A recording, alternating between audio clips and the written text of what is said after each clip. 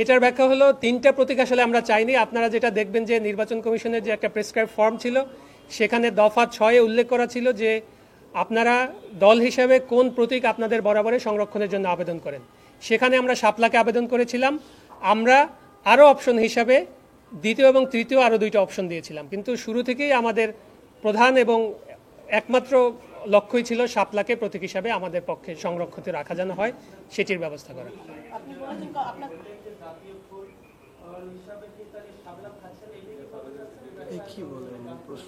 না না, দেখুন এই প্রশ্নটি আসলে জাতীয় ফুল কোনটা থাকবে না থাকবে এটা আসলে কমিশনের সিদ্ধান্ত গ্রহণের বিষয় না।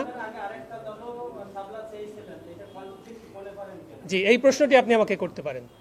আমাদের আগে অন্য একটি দল চেয়েছিল বলে আমরা দেখতে পেয়েছি। সেক্ষেত্রে আমাদের ব্যাখ্যাটি হলো, যেহেতু ওই নিবন্ধিত রাজনৈতিক দল তারা যখন নিবন্ধন পায় তখন নির্বাচন কমিশন থেকে তাদেরকে কেতলি মার্কা বরাদ্দ দেওয়া হয়েছিল। তারা যদি নতুন করে আবার এই প্রতীকটি চেঞ্জ করতে চায় তাহলে তাদের কিছু ফর্মালিটিস আছে, তাদের অনেক বেশি বার্ডেন আছে, যেটা আমরা নতুন দল হিসেবে নাই। আমরা চেয়েছি যে এইটা তালিকাভুক্ত করে আমাদেরকে বরাদ্দ দেওয়ার জন্য, প্রথমত। দ্বিতীয়ত হচ্ছে, নির্বাচন কমিশন যখন নীতিগত সিদ্ধান্ত নিয়ে এই বিষয়টি আইন মন্ত্রণালয়ে ভেটিংয়ের জন্য পাঠিয়েছিল, যেখানে শাপলাকে রাখা হয়নি, এরপরে কিন্তু ফার্স্ট অ্যাপ্লিকেশনটা নিয়ে আমরাই এসেছি। অর্থাৎ আপনি যদি আইনগত বিষয়টি বিবেচনা করেন তাহলে আজকে এই নীতিগত সিদ্ধান্তটি গ্রহণের পরে নতুন করে কে এই প্রতীকটি বরাদ্দের জন্য আবার আবেদন করলো, তার একটা অন্যতম লেজিটিমেট রাইট তৈরি হয়ে যায় এই প্রতীকটি বরাদ্দ পাওয়ার। সেক্ষেত্রে আমরা মনে করছি যে শাপলা পাওয়ার আমাদের কোনো আইনগত ব্যারিয়ার নেই। শেষ পর্যন্ত যদি আপনি প্রতীক হিসেবে সংরক্ষিত না করে আপনাদের ডিসিশন কি হবে? একই সঙ্গে যখন প্রতীক হিসেবে অ্যান্টিব্যাকটেরিয়াল অ্যাডিটিভ যুক্ত সেরা ওয়াটার ট্যাঙ্ক বিশুদ্ধ পানিতে ব্যাকটেরিয়া জন্মাতে দেয় না। না করে ভেটিং এ পাঠানো হয়েছে, তাৎক্ষণিক প্রতিক্রিয়ায় আপনারা জানিয়েছেন যে নির্বাচন কমিশন নিরপেক্ষ জায়গায় নাই।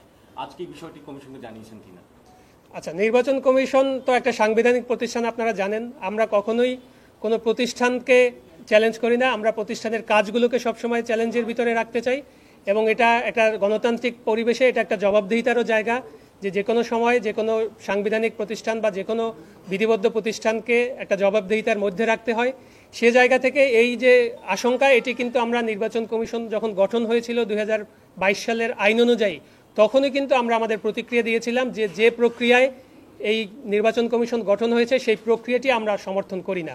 সেই অবস্থান আমাদের এখনো বর্তমান আছে, এবং আপনারা জানেন যে আমরা ঐক্যমত্য কমিশনের যে সংস্কার প্রস্তাবগুলো নিয়ে আলোচনা হচ্ছে সেখানেও নির্বাচন কমিশন সহ অন্যান্য সাংবিধানিক প্রতিষ্ঠানের নিয়োগগুলো যাতে স্বচ্ছ এবং সুন্দরভাবে হয়, সেখানে কিন্তু আমাদের আলাদা প্রস্তাবনা আছে এবং সেটার জন্য আমরা কথা বলছি।